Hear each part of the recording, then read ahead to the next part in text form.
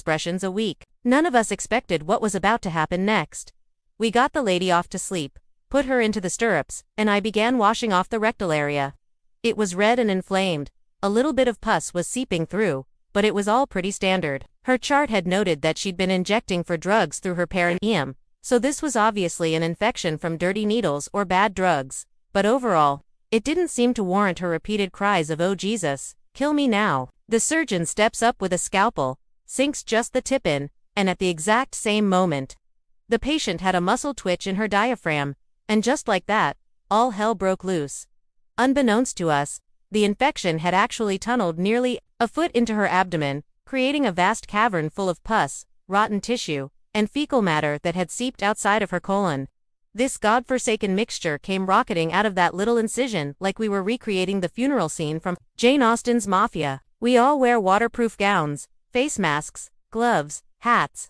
The works, all of which were as helpful was rain boots against a fire hose. *, the bed was in the middle of the room, an easy 7 feet from the nearest wall, but by the time we were done, I was still finding bits of rotten flesh pasted against the back wall. As the surgeon continued to advance his blade, the torrent just continued. *, the patient kept seizing against the ventilator, not uncommon in surgery.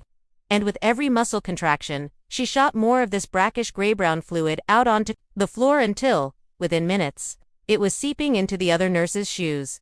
I was nearly 12 feet away, jaw dropped open within my surgical mask, watching the second nurse dry heaving and the surgeon standing on tiptoes to keep this stuff from soaking his socks any further. The smell hit them first.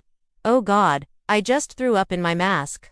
The other nurse was out. She tore off her mask and sprinted out of the room, shoulders still heaving. Then it hit me, mouth still wide open, not able to believe the volume of fluid this woman's body contained. It was like getting a great big bite of the despair and apathy that permeated this woman's life. I couldn't fucking breathe.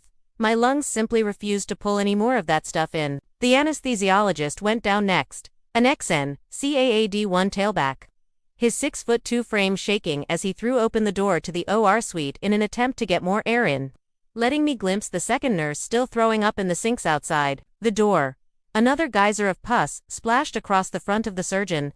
The YouTube clip of David at the dentist keeps playing in my head. Is this real life? In all operating rooms, everywhere in the world, regardless of socialized or privatized, secular or religious, big or small, there is one thing the same.